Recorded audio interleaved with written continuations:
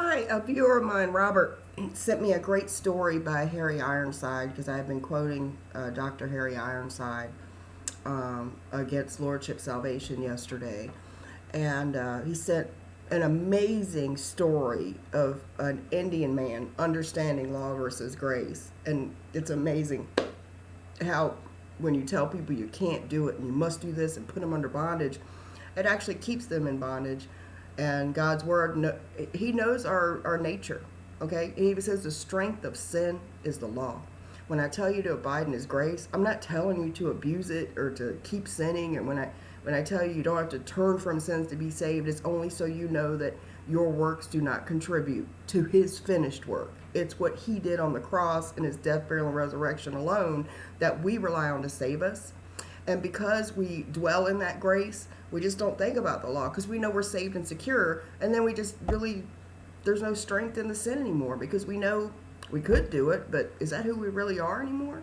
And I've tried to explain that to people. When you put this burden and bondage on people, it really makes them sin more. It really does. And those that do, through some self-will, overcome it, become self-righteous. So I'm going to read you this little story of how the Indian man finally understood law versus grace, and it's really wonderful. Let me read this to you. Okay, this is from Dr. Harry Ironside. Some years ago, I had a little school for young Indian men and women who came to my home in Oakland, California from the various tribes in northern Arizona. One of these was a Navajo young man of unusually keen intelligence. One Sunday evening, he went with me to our young people's meeting. They were talking about the epistle to the Galatians, and the special subject was law and grace. They were not very clear about it, and finally one turned to the Indian and said, "I wonder whether our Indian friend has anything to say about this."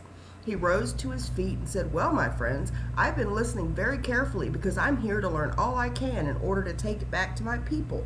I do not understand all you're talking about, and I do not think you do yourselves. But concerning this law and grace business, let me see if I can make it clear. I think it's like this.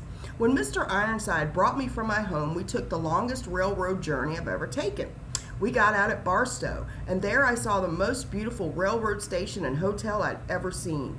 I walked all around and saw at one end a sign, 'Do not spit here.' I looked at that sign, and then I looked down at the ground and saw many had spit there. And before I think what I'm doing, I spitted myself.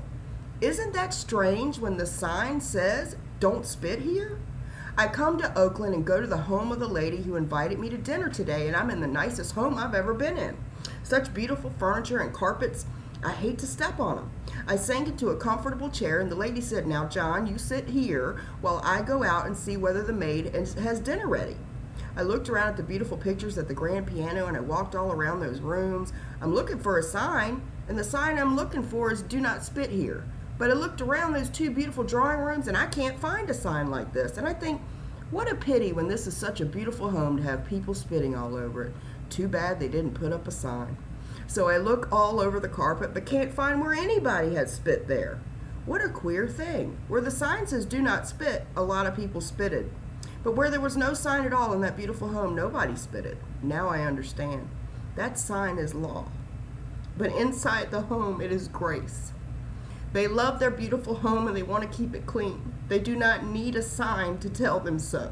I think that explains law and grace business." And he sat down. A murmur of approval went around the room, and the leader exclaimed, "I think that is the best illustration of law and grace I've ever heard. It really touched me because it's what I try to tell you, that a person that really has the real gospel with no works at all, no turning from sins, no changing your life, no submitting your will, no conditions at all, His Spirit comes in you and you are changed. But when you add that, you're not reborn. I did a video on how Satan tricks us into living the Christian life without ever being born again. And you're only born of the Spirit when you've gotten a moment where you get that His death, burial, and resurrection alone is what saved you.